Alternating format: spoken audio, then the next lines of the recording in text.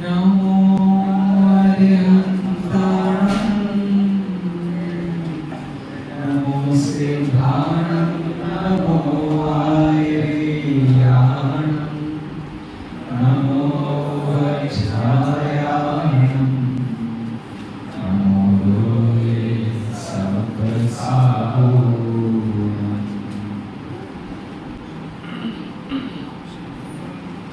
प्रमाणादर्थ संसिद्धे तदा भासा विपर्यया इति वक्ष्येतयो लक्ष्मण सिद्धमल्पं लहीयसा। नतामर्षिरोरत्ना प्रभापूतनखद्विषे नमो जिनाय दुर्वार मारवीरमरक्षिते।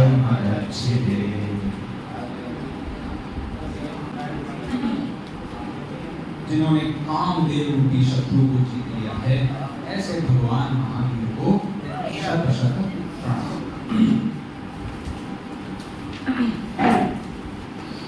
चलिए, गत 2 दिनों में हमने सर्व की सिद्धि और सर्व की सिद्धि का क्या साधारण इतिहास है, इसके संबंध में बड़ी ही विस्तार से चर्चा कर ली है। अब समय आया है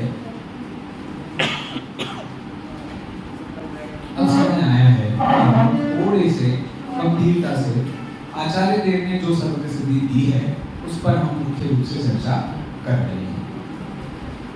तो कहानी कहाँ से चालू होती है ये मैंने आपको बताया था। मीमांसा का जो मुख्य रूप से वाक्य था वो आपके सामने मैंने प्रस्तुत किया। अब उनका वाक्य है, उस पर चर्चा करने से पहले जो 2 मुख्य सूत्र हैं उनके संबंध में हम जल्दी से थोड़ी सी बात कर लेते हैं। सूत्र नंबर 11 और सूत्र नंबर 12। चलिए, सूत्र नंबर 11 क्या है भैया, सुनाओ, कौन सुना सकता है? बोलिए। क्या बात है, तालियां। सामग्री विशेष विश्लेषित अखिल आवरणम, आगे क्या करना है इसका? आवरणम के बाद क्या करना है? अतीन्द्रियम अशेष तो मुख्यम। कितने द्वंद्व समास दिख रहे हैं आपको यहाँ? बहुत सारे हैं। देखो क्या कहा है, सामग्री विशेष से विश्लेषित। विश्लेषित मतलब नष्ट किया हुआ। सामग्री विशेष क्या होता है? तो 4 प्रकार की सामग्री होती है। कौन कौन सी 4 प्रकार की सामग्री होती है? द्रव्य, क्षेत्र, काल, भाव। पूरी दुनिया में यदि आपको किसी भी चीज का एड्रेस फाइंड आउट करना हो तो क्या उपाय है? सामग्री विशेष। कोई भी चीज का एड्रेस फाइंड आउट करना हो तो यही 4 एंगल होते हैं। कौन कौन से 4 एंगल होते हैं? द्रव्य, क्षेत्र, काल, भाव। ऑटोमेटिकली आप सही चीज ही लाओगे, आप कभी कोई गलत जगह पर नहीं पहुंचोगे, बिल्कुल सही एड्रेस पर पहुंचोगे। ठीक है, देखिए, तो सामग्री विशेष, ठीक है, इससे क्या करना है? विश्लेषित अखिलावरण। विश्लेषित मतलब नष्ट किए हुए हैं, अखिल सारे, आवरण, आवरण मतलब ज्ञानावरण, दर्शनावरण। और कौन कौन से आवरण होते हैं? और एक होता है आवरण जिसका नाम है अंतराय। ये 3 कर्म आवरण परक कर्म माने जाते हैं। कौन कौन से 3 कर्म आवरण परक होते हैं? ज्ञानावरण, दर्शनावरण, अंतराय। क्यों भैया? क्योंकि इन तीनों का अनादिकाल से क्षयोक्षम होता है, इसीलिए उसके बाद सीधे क्षय होता है। समझ गए कि नहीं समझ गए? अरे नहीं समझे, क्या है इसमें बात? देखो, मोहिनी नाम का जो कर्म होता है उसकी अनादिकाल से क्या अवस्था होती है? उदय। उदय के बाद उपशम, क्षयोपशम, क्षय, ये उसका पूरा सीक्वेंस होता है। लेकिन ये जो 3 कर्म हैं, कौन कौन से 3 कर्म? ज्ञानावरण, दर्शनावरण और अंतराय। इन तीनों की क्या स्पेशलिटी है? ये क्षयोक्षम रूप रहते हैं अनादिकाल से, और फिर इनका जो थोड़ा उदय आ रहा था वो खत्म हो जाता है, तो क्या होता है? वो पूरी तरीके से क्षय को प्राप्त हो जाता है। 3 कर्म कौन कौन से? ज्ञानावरण, दर्शनावरण और अंतराय। इसीलिए जब भी ज्ञान की बात होगी तो ज्ञान से पहले दर्शन की हो जाएगी और ज्ञान के साथ वीर की हो जाएगी। तो ये तीनों बिल्कुल ऐसे हैंड इन हैंड चलते हैं। समझ, हैंड इन हैंड तो समझ गया, हाथों में हाथ लिए बिल्कुल हाथ में हाथ मिला करके काम करते हैं। दर्शनावरण, ज्ञानावरण और वीर अंतराय। ठीक है, चलिए। तो इन सब के, ये सब का क्या करना है? विश्लेषित अखिल आवरणम, मतलब सामग्री विशेष के द्वारा हमने सारे आवरणों को नष्ट कर दिया है, अर्थात द्रव्यों की सारी सीमा समाप्त, क्षेत्र की सारी सीमा समाप्त, काल की सारी सीमा समाप्त, भाव की सारी सीमा, इसको क्या कहते हैं? इसको केवल ज्ञान कहते हैं। ठीक है, तो वो वास्तव में हमारा मुख्य प्रत्यक्ष कहलाता है। और क्या होता है इसमें? अतीन्द्रियम अशेषतः मुख्यम। अतीन्द्रियम का क्या मतलब होता है? इंद्रियों से अतीत है। और अशेष मतलब क्या होता है? सब। तो सबको जो जानता है उसको क्या कहते हैं? मुख्य, अर्थात केवल ज्ञान प्रत्यक्ष कहते हैं। उसको किसी भी इंद्रियों की आवश्यकता रहती है क्या? नहीं रहती। किस किस को इंद्रियों की आवश्यकता रहती है? जैन न्याय के प्रमाणों में, जैन न्याय के प्रमाणों, जैन न्याय बोल रहा हूं मैं, उसके प्रमाणों में किस किस को इंद्रिय की आवश्यकता पड़ती है? बोलो पीछे गौतम भैया, बोलो इधर।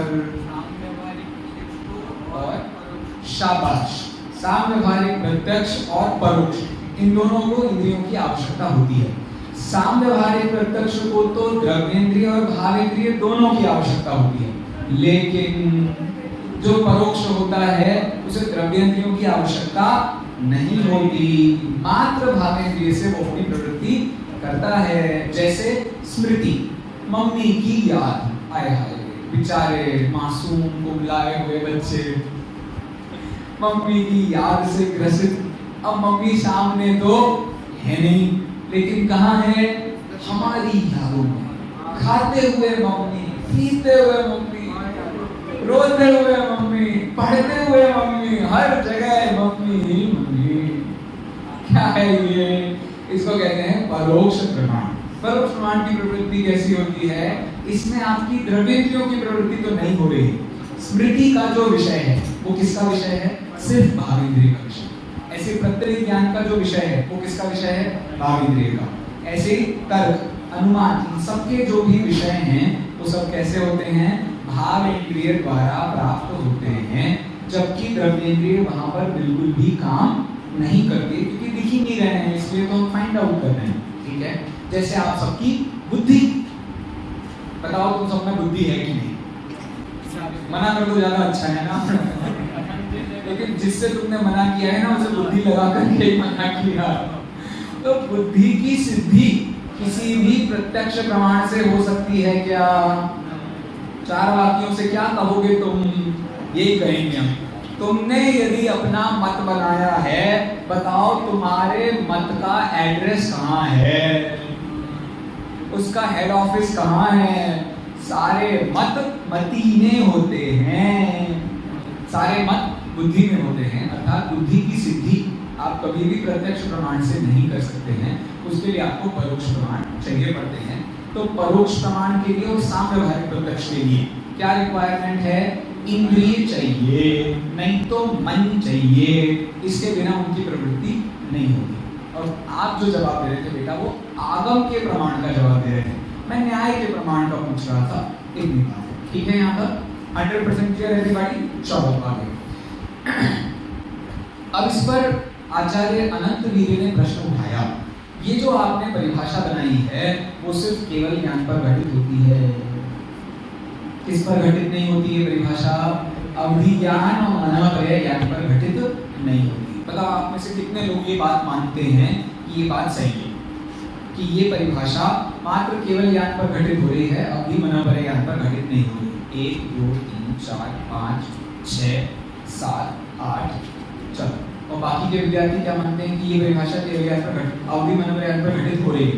चलो उठाओ जरा हाथ, कौन कौन है? तो बाकी को क्या करें? वाह, तुम लोग तो बिल्कुल मतलब कोई उदाहरण हो गया। आधे इस तरफ जाओ, आधे और बाकी के से विश्लेषण खिलावरण है कि नहीं है? है। जो अवधि ज्ञान और मनोपर्य ज्ञान होता है उन सब में द्रव्य क्षेत्र काल भाव की मर्यादा से ही क्यों ना हो, लेकिन द्रव्य क्षेत्र काल भाव की प्रवृत्ति से ज्ञान होता है कि नहीं होता? होता है। उन कर्मों का क्षय होता है कि नहीं होता है? होता है। थोड़ा क्षय होता है, थोड़ा उपशम होता है, थोड़ा उदय होता है, सब कुछ होता है। और क्या होता है भैया? अतीन्द्रिय, ये सबसे इंपॉर्टेंट एंगल था। बताओ अवधि ज्ञान और मनोपर्य ज्ञान इंद्रिय ज्ञान है कि अतीन्द्रिय ज्ञान है? अतीन्द्रिय ज्ञान है। और अशेष ज्ञान है कि नहीं है? कैसे अशेष ज्ञान है? जितने उन ज्ञान की प्रवृत्ति है, जितने क्षेत्र में उन ज्ञानों की प्रवृत्ति है, उनमें उनको कोई रोक सकता है क्या? मतलब ऐसे उस ज्ञान की प्रवृत्ति, सपोज अवधि ज्ञान की प्रवृत्ति थी 1 किलोमीटर के रेंज में, अवधि ज्ञान की प्रवृत्ति 1 किलोमीटर की रेंज में थी। अब कितनी बड़ी से बड़ी दीवार आ जाए, कितनों बड़ों से बड़ो सांड राइनोसोरस आ जाए, फिर भी ज्ञान को कोई रोक सकता है क्या? नहीं रोक सकता। इसीलिए उसकी प्रवृत्ति 100% होनी ही होनी है। लेकिन अब वही दीवार आ जाए तो बताओ आपके सामने वाले प्रत्यक्ष का क्या होगा? आपके मनी श्रुति ज्ञान का क्या होगा? कुछ नहीं जान सकते। उसके लिए आपको पुरानी स्मृति होगी तो ही पता होगा भैया इसके पीछे क्या है, वरना उनकी प्रवृत्ति तो सीधी सीधी नहीं होने वाली है। सीधी सी भाषा में कहने का मतलब ये भी अशेष ज्ञान है। किसकी अपेक्षा? अपने एरिया की अपेक्षा। समझ गए? तो आचार्य देव ने ये बात सिद्ध की है कि अवधि ज्ञान और मनोपर्य ज्ञान ये भी कैसे ज्ञान है? ये भी मुख्य प्रत्यक्ष के अंतर्गत दो भेद किए जाएंगे, एक एकदेश और एक सर्वदेश। सर्वदेश को कहेंगे हम केवल ज्ञान और इसको कहेंगे हम अवधि मनोपर्य को कहेंगे हम एक देश मुख्य प्रत्यक्ष ज्ञान। यहाँ तक होगी बात? चलो अब प्रश्न खड़ा हुआ, आप इस बात को किस आधार पर कह रहे हैं? कैसे मान लें आपने जो कहा वो सही? बताओ, कोई है यहाँ बैठा मुझे बता सकता है कि ये जो केवल ज्ञान की परिभाषा लिखी है, इस केवल ज्ञान का धारी कोई व्यक्ति इस दुनिया में हो सकता है? आप में से कोई सिद्ध करके बता सकता है मुझे? कर दोगे? हाँ मतलब तुमसे पूछ रहा हूँ। चलो तो हो जाए, बताइए।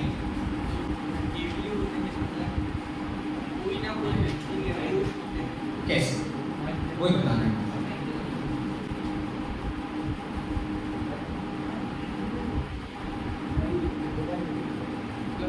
चलिए बैठिए, इधर दीजिए। कैसे पता, कैसे मान लें तुम्हारी वो बात सही है? चाइना वाली बात मान कैसे लें हम?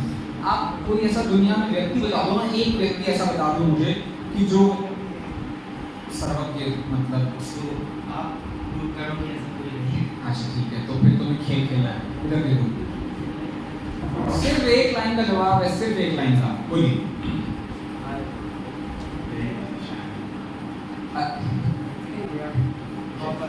नहीं, इधर प्रणाम बैठिए।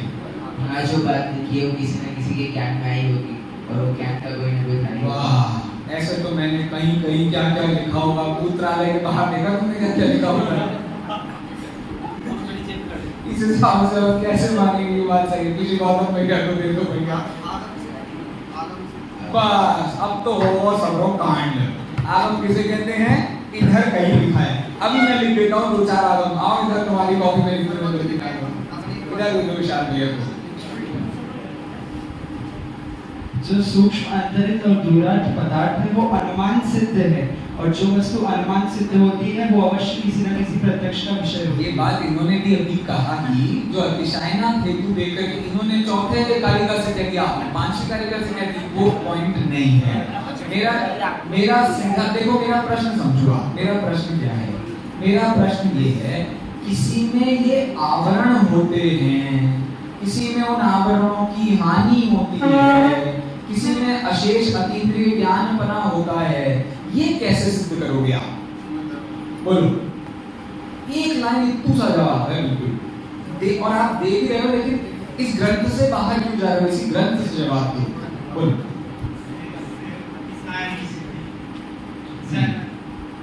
नहीं, इस ग्रंथ से जवाब चाहिए मुझे आपकी मान से जवाब दीजिए।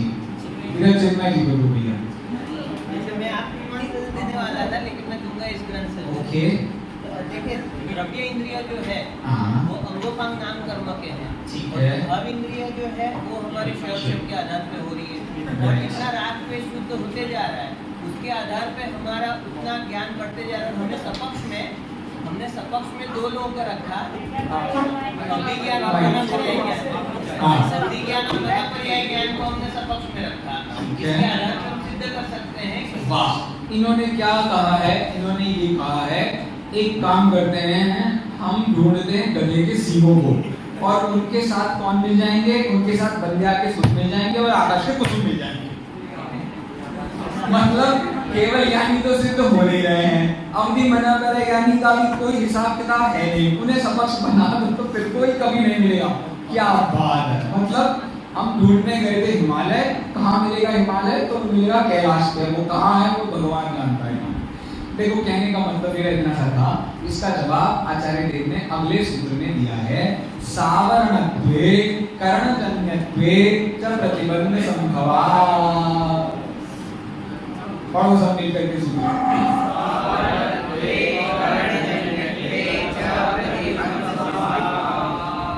अब बताओ इस सूत्र में इस सप्तमी विभक्ति क्यों लगी है?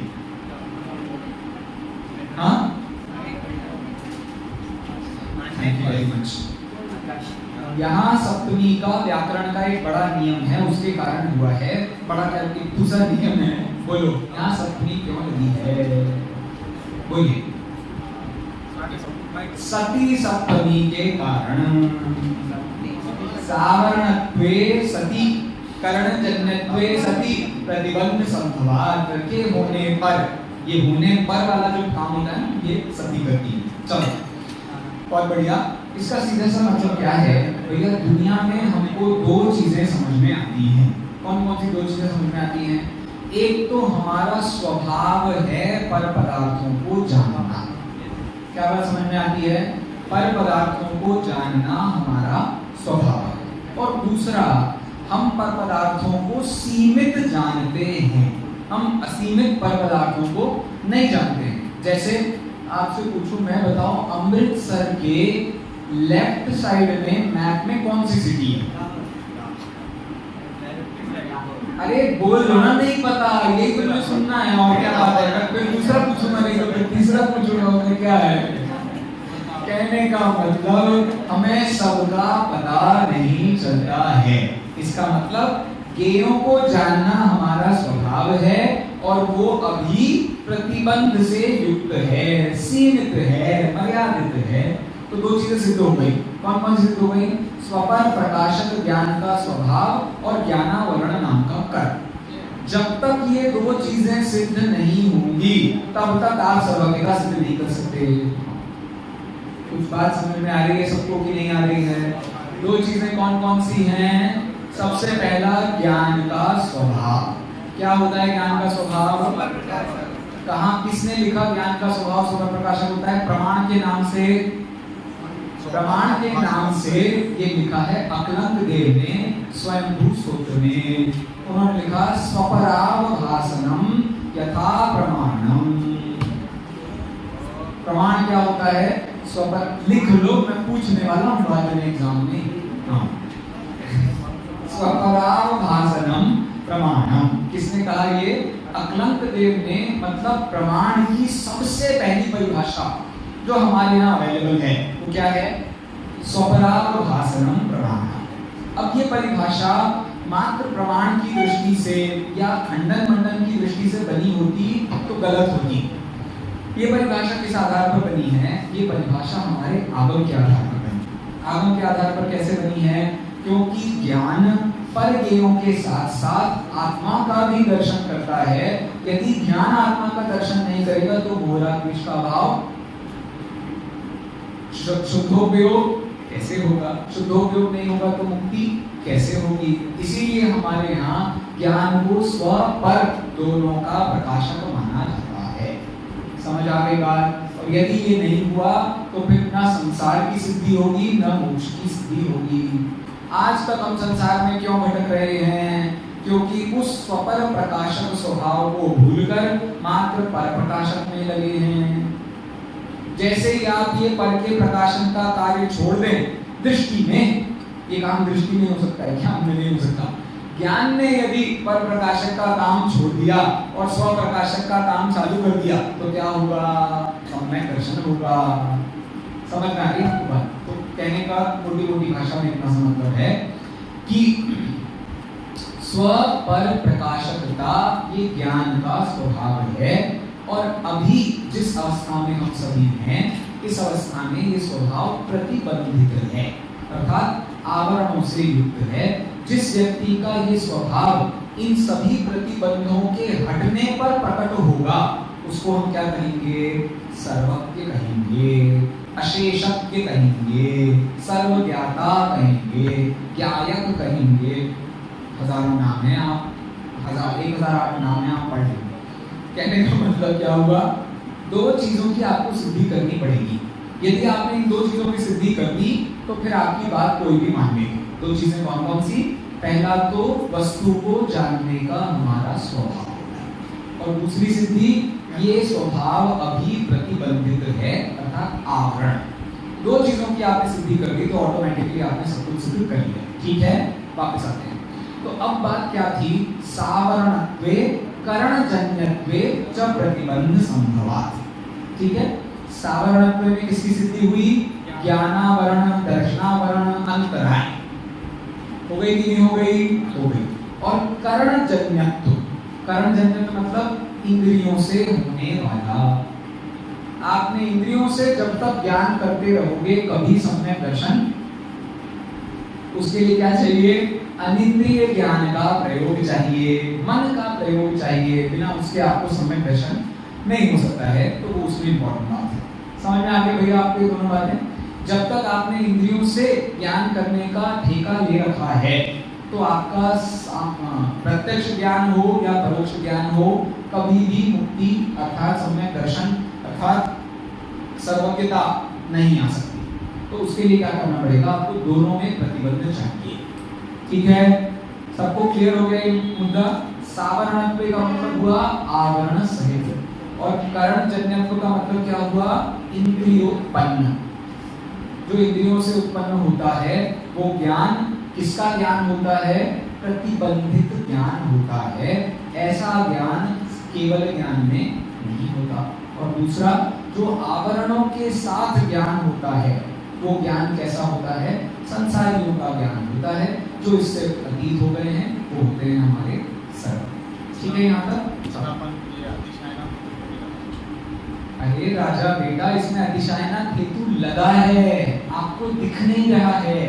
सावरणत्वे करणजन्यत्वे, मैं वही तो कह रहा हूँ, आपको ये नहीं दिख रहा है और वो दिख रहा है। इसीलिए लोग क्या करते हैं? प्रमेय रत्नमाला की सर्वज्ञ सिद्धि लिखने जाते हैं और लिख आते हैं सूक्ष्मांतरे तो दूर रहा था प्रत्यक्षाकार से ठीक देता। ऐसे लोगों को डंडा में कब मारूंगा? ऐसे मारूंगा। क्या तुम लिख के आओगे और मैं टीचर रहूंगा तो मार्क्स नहीं मिलेंगे। ठीक है, ग्रेट। अरे बेटा, ये इतनी बढ़िया सर्वज्ञ सिद्धि है, यूं याद हो जाएगी। बहुत ही सरल है, आपको घबराने की कोई बात ही नहीं है, बहुत जल्दी समझ में आ जाएगी। देखो, तो यहाँ तक आपको मुख्य मोटी बात, जैन दर्शन की बात यदि पता होगी तो थोड़ा बहुत दिमाग लगने की संभावना है। जैन दर्शन का हिसाब नहीं लगा होगा तो फिर अन्य दर्शन का समझते समझते तो फिर रात निकल जाएगी। देखो, तो अब मुझे कितनी सी बात बतानी थी। आज मुझे सिर्फ मीमांसकों का जो पूर्व पक्ष है वो कंप्लीट करना था। ठीक है, तो उसके साथ हमने ये थोड़ी सी चर्चा जो पुरानी बची थी वो करनी है। ठीक है, चलो। मीमांसकों का प्रतिज्ञा वाक्य कौन सुनाएगा? विद हेतु। अरे यार, कैसे पापियों पलटाके संसार में संसार लगने लगा। ये सबको याद है, प्रतिज्ञा वाक्य नहीं बना सकते। देखो, जो लोग ये समझते हैं मंगलाचरण करते समय हाथ जोड़ना जरूरी है और बाकी की क्लास में सो सकते हैं, इनसे बड़ा पापी कोई नहीं है। अरे, मंगलाचरण पद्य में लिखा है इसलिए नमस्कार के योग्य है, और बाकी के सूत्र गद्य में लिखे गए हैं तो लेटे लेटे भी पढ़ सकते हैं। ऐसा होता है क्या भाई? दोनों की बराबर कीमत है। नमोकार मंगलाचरण ऐसे बिल्कुल नमोकार और फिर उसके बाद कह रहे हैं आओ सुन रहे हैं आ रहा है धीरे धीरे गलत सब जगह आपको बराबरी से अटेंटिव होना पड़ता है उत्तर बोले चलिए नहीं अभी आपने एक उत्तर दे दिया इसका पूछता हूँ मैं हाँ बोलिए भैया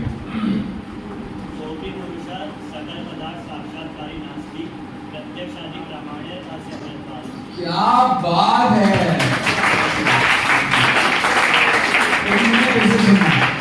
मुझे फिर से सुनना है आप कहाँ से पधारे भैया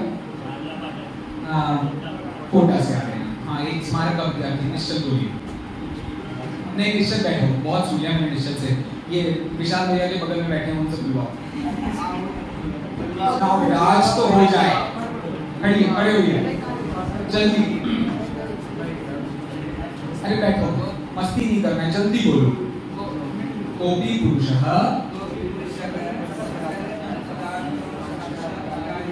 नास्ति केन कारणेन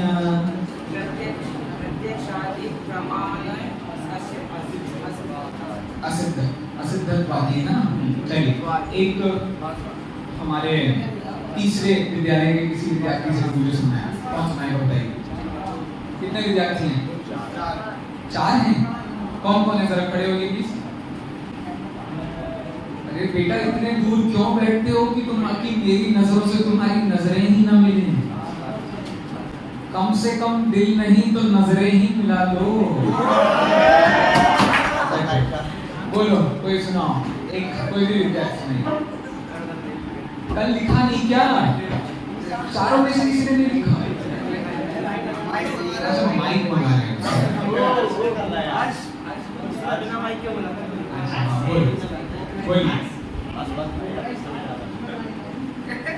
कोपी पुरुष सकल पदार्थ साक्षात करेनस्ति हाँ केन कारणेन कस्मात् कारणात् अरे पूरा बोलो ना प्रत्यक्षादि प्रमाणैः असिद्धत्वात् थैंक यू वेरी मच चलो वो चूंकि हम सिर्फ 7 दिनों के लिए मिलते हैं तो कम से कम 7 दिनों में तो हम अपनी आंखें सेक लें इतनी बात चलो हाँ तो कहा था मैं इस समय में हमारी चर्चा चल रही है और उनके कितने प्रमाण हैं भाटकों के प्रमाण कितने हैं 6 आप बताइए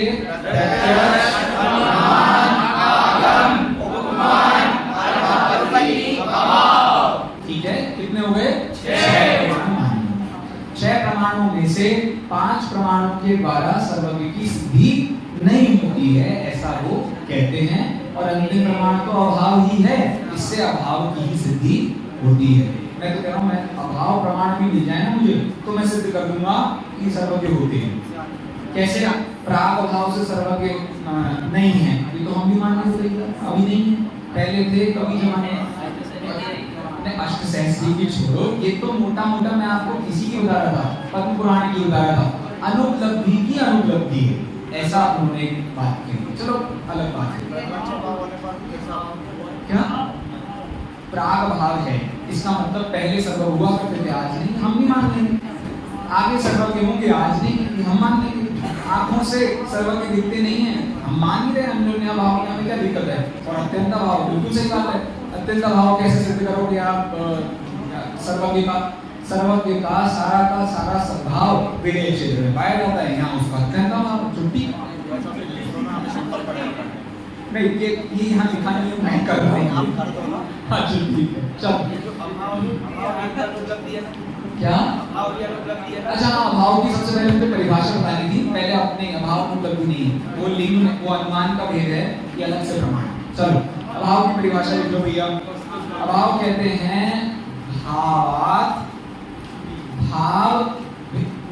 भाव भिन्न अभाव भाव भिन्न अभाव प्रतियोगी ज्ञान आधीन विषयत्वात् प्रतियोगी ज्ञान आधीन विषयत्वात् ठीक है तो तो भाव भिन्न अर्थात भाव से जो बिल्कुल उल्टा है उसे क्या कहते हैं? अभाव कहते हैं। और प्रतियोगी ज्ञान के अधीन जो विषय है उसको हम क्या कहते हैं? अभाव। ये वस्तु यहाँ है तो इसका प्रतियोगी कौन होगा? इस वस्तु का यहाँ नहीं होना। ये नहीं होना ही क्या कहलाता है? प्रतियोगी ज्ञान विषय। समझ में आ गई बात? प्रतियोगी मतलब होता है ऑपोजिट। जैसे हम लोग पहले जब पढ़ते थे ना तो कॉम्पिटिटिव प्रोडक्ट्स के नाम बताए जाते थे। कॉफी का उल्टा क्या होता है? चाय। प्रतियोगी कंपटीशन जिनमें चलता है। तो अभी किसके बीच में कंपटीशन है? सद्भाव और अभाव। सद्भाव का कॉम्पिटिटर कौन है? अभाव। अभाव का कॉम्पिटिटर कौन है? सद्भाव। तो दोनों में कंपटीशन चल रहा है। तो कौन जीतेगा? जैनी कहेंगे दोनों जीतेंगे क्योंकि दोनों के बिना अर्थ क्रिया नहीं होती है। चलो, तो यहाँ तक हमारी बात हुई थी। अब मुझे आपको बताना था आगम प्रमाण से कैसे सर्वज्ञ की सिद्धि नहीं होती है मीमांसकों के बारे में। तो मीमांसकों ने दो प्रकार के आगम माने हैं। सबसे पहले आगम का नाम है नित्यागम, दूसरे का नाम है अनित्यागम। नित्यागम किसे कहते हैं? वेदों को वेद नित्य आगम कहते हैं और स्मृति को वे कौन सा आगम मानते हैं? अनित्यागम। स्मृति को वो अनित्यागम मानते हैं। तो नित्य आगम मतलब वेद। क्या वेदों में किसी सर्वज्ञ व्यक्ति का निरूपण किया गया है? नहीं किया गया है। तो वेदों में क्या कहा है? वेदों में ये कहा है मैं ही सर्वज्ञ हूँ। सर्वज्ञ नाम का कोई व्यक्ति दुनिया में नहीं। किसने कहा ऐसा? वेदों ने कहा। इससे ये सिद्ध हुआ कि वेदों से हम सर्वज्ञता को सिद्ध नहीं कर सकते और स्मृति से भी हम सर्वज्ञता को, स्मृति नामक जो ग्रंथ हैं उनसे भी हम सर्वज्ञता को सिद्ध नहीं कर सकते। कैसे नहीं कर सकते? तो उन्होंने दो ऑप्शंस बनाए। दो ऑप्शंस क्या बनाए? स्मृति से जिसकी सिद्धि की जा रही है, स्मृति में स्मृति को जिसने लिखा है वो व्यक्ति सर्वज्ञ है कि नहीं है। यदि वो व्यक्ति सर्वज्ञ नहीं है तो हमें उसकी बात ही नहीं सुननी है क्योंकि उसे सब कुछ पता नहीं होगा। और यदि आप ये कहो कि उसे सर्वज्ञ ने लिखा है तो अभी तक ये बात ही नहीं सिद्ध हुई है कि सर्वज्ञ होते हैं, तो आप ये कैसे कह सकते हो कि सर्वज्ञों ने सर्वज्ञों ने जो लिखा उसकी स्मृति के आधार पर ग्रंथ लिखे गए हैं। समझ में आ रही है आपको बात की नहीं समझ में आ रही है? देखो, सबसे बड़ा प्रॉब्लम ये है जैनियों के साथ में, प्रॉब्लम ये है कि हमारे पास में जितनी भी जानकारी है वो सारी की सारी जानकारी मेमोरी बेस्ड है। कैसी है? मेमोरी बेस्ड है। अब इस जानकारी के साथ में प्रॉब्लम क्या होता है? प्रॉब्लम ये होती है इसके ऊपर का जो कुछ भी है वो सब हमको नहीं पता है, इसलिए किसी ने कह दिया है और हमने मान लिया है। इस चक्कर में लोगों को दिक्कत होती है जैन दर्शन को मानने में, जैन दर्शन का किसी भी दर्शन को मानने में। धीरे धीरे लोगों ने साइंस पर अपना इतनी रुचि क्यों बढ़ाई है? उसका कारण यही है, हमें तो वो बताओ जो प्रूव किया जा सकता हो। आंखों की शक्ति कमजोर है, ये प्रूव किया जा सकता है। कैसे प्रूव किया जा सकता है? ये देखो चश्मे लगे हैं जितनों की नाक पे, इससे क्या सिद्ध हो रहा है? इनकी आंखों की शक्ति कमजोर है। इसका मतलब ये हुआ साइंस ने इस बात को प्रूव कर दिया कि सामने वाले की आंखें कमजोर है। अब तुम कहो हाउ एक चक्षु इंद्रिय ज्ञानावरण होत है, ओके अंदर क्षय उपशम होत है और वो कम हो गया है, तो वो फोकस सारा कम है। अब ये सब बातों को कौन सिद्ध कर सकता है? अनुमान से आप की सारी बातें सिद्ध कर सकते हो, भरोसा होता है हमें, उस बात का हमें स्वरूप भी समझ में आता है, लेकिन सिद्धि नहीं होती। इसीलिए लोगों को ये प्रॉब्लम हो जाती है कि भैया ये सारा का सारा काम बिल्कुल बेकार है, फालतू है, इन सबको पढ़ने से कोई फायदा नहीं है। लेकिन इनकी जो गंभीरता है वो श्रद्धा के आधार पर चलती है। कभी भी ज्ञान से सम्यक दर्शन नहीं होता, ज्ञान से मुक्ति नहीं होती, श्रद्धा से होती। कितनी जगहों से मैं आपको ये बात सिद्ध कर सकता हूँ, आप बड़े से बड़े स्यादवादी हो जाएंगे, बड़े से बड़े, लेकिन यदि आपकी श्रद्धा का बेस सरक गया है तो सब सरक गया है, समझ लीजिएगा। बात समझ में आ गई? तो आप बातों को सिद्ध करना अपनी जगह होता है और उसका वस्तु स्वरूप से निर्णय करना अपनी जगह होता है, उसकी श्रद्धा अपनी जगह होती है। तो अभी हम जितनी बातें कर रहे हैं वो श्रद्धा आधारित ज्ञान पर कर रहे हैं। बात समझ में आ रही नहीं आ रही है? हमने श्रद्धा किस पर रखी है? उन केवली भगवान पर रखी है, और उन्होंने जो कुछ भी कहा है उसको हम सिद्ध कर रहे हैं। बात समझ में आ रही है? तो हम प्योर ज्ञान की बात नहीं कर रहे, प्योर प्रमाण की बात नहीं कर रहे। कौन से प्रमाण की बात कर रहे हैं? श्रद्धा पूर्वक प्रमाण की बात कर रहे हैं। इसीलिए इसको सिद्ध करने में एड़ी चोटी का बल लगता है। आगे इतनी बात मोटी मोटी समझ में बोलिए। नहीं, ऐसा जरूरी नहीं है। स्मृति का मतलब होता है कि प्रत्यक्ष वो व्यक्ति तो था नहीं जिसकी स्मृति है। तो अब ये जो लिखा हुआ है वो किसने लिखा है? वो स्वयं सर्वज्ञ ने लिखा, मतलब जिसने लिखा वो कुंदकुंदाचार्य का ग्रंथ है। अब कुंदकुंदाचार्य सर्वज्ञ है कि नहीं है? तो कुंदकुंदाचार्य रूपक अलंकार से सर्वज्ञ हैं, मतलब उन्हें कलिकाल सर्वज्ञ रूपक अलंकार से कहा जाता है। वास्तविक अभिधा से वो सर्वज्ञ नहीं है, वो लक्षणा से सर्वज्ञ है। कहने का मतलब इतना हुआ कि हम उनमें सर्वज्ञता सिद्ध नहीं कर सकते। और दूसरी बात क्या थी? यदि ये किसी असर्वज्ञ ने लिखे हैं तो असर्वज्ञ की बात हम क्यों सुनने लगे भैया? तो इस दृष्टि से उन्होंने, इसने मीमांसकों ने कहा हम आगम से भी सर्वज्ञता की सिद्धि नहीं कर सकते हैं। हो गया थर्ड पॉइंट क्लियर? आते हैं कोई। इसके बाद कौन सा है? इसके बाद क्या है? उपमान। उपमान मतलब सर्वज्ञ जैसा कोई आदमी आपको दुनिया में नजर आ रहा है क्या?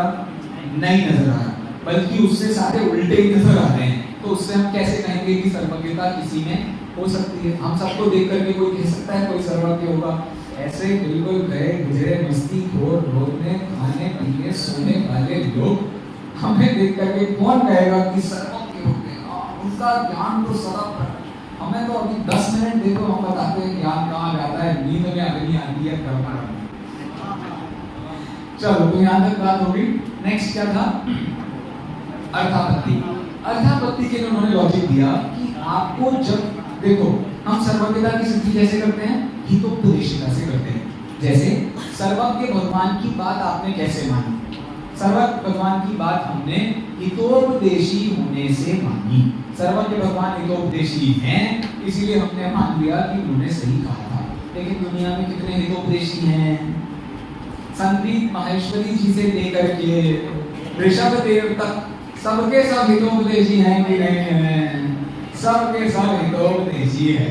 इस आधार पर हम ये कैसे कहेंगे कि सच्चा कौन है और झूठा कौन है? इसका मतलब ये हुआ कि हम अर्थापत्ति से भी इस बात को सिद्ध नहीं कर सकते हैं कि सर्वज्ञ होते हैं। इसका मतलब क्या बचा? अभाव प्रमाण से सिद्ध हुआ सर्वज्ञ इस धरती पर नहीं होते हैं। ऐसा मीमांसकों का पूर्व पक्ष था।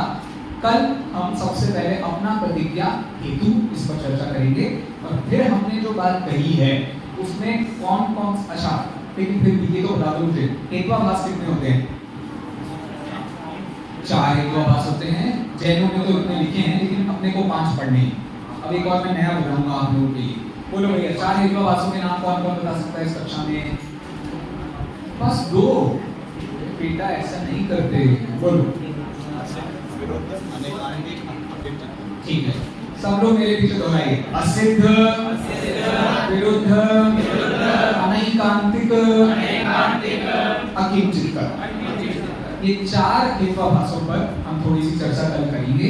तो आप हो सके तो एक बार इनका लक्षण जरूर देख करके आइएगा, हम विस्तार से चर्चा कर लेंगे। कोई प्रश्न हो तो बोलिए। अर्थापत्ति का क्या होता है? अच्छा, मीमांसकों की मान्यता। अरे स्वरूप तो मैंने कल बताया था, अर्थापत्ति का स्वरूप तुम बताओ कल। चलो अच्छा क्या हो रहा है इनको भाई? हाँ, परिस्थितियों के आधार पर किसी चीज का अनुमान सिद्ध करना, ठीक है, इसे अर्थापत्ति कहते हैं। अब परिस्थिति क्या है? हमने सर्वज्ञता को सिद्ध करना था। सर्वज्ञता को कैसे सिद्ध किया? हमने ऐसे सर्वज्ञता को सिद्ध किया।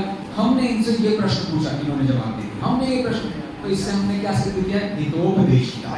तो जो सर्वश्रेष्ठ हितोपदेशी होता है वो सर्वज्ञ होता है। ये कैसे बना? अर्थापत्ति से वाक्य बना। तो उन्होंने इसमें दोष बताया, भैया हितोपदेशी तो सब होते हैं, हम खुद हितोपदेशी हैं और हम सर्वज्ञ को नहीं मान रहे, तो इससे तुम हितोपदेशीपना इस गुण से सर्वज्ञ की सिद्धि कैसे कर लोगे? समझ आ गई बात? इसीलिए कि मैं बार बार कहता हूँ, देखो एक बात हमेशा गांठ बांध लो, सर्वज्ञ के स्वरूप में जितना बल वीतरागता सर्वज्ञता पर है, उतना बल हितोपदेशिता पर नहीं है। आपने हितोपदेशिता के चक्कर में भगवान को भगवान मानना चालू कर दिया, आप रास्ते चलते किसी भी आदमी को भगवान मानने लगोगे, क्योंकि वो बात बहुत अच्छी कर रहा है, बहुत अच्छी है, कोई पढ़ाई लिखाई की बात नहीं करता, बैठो सब पे मारो।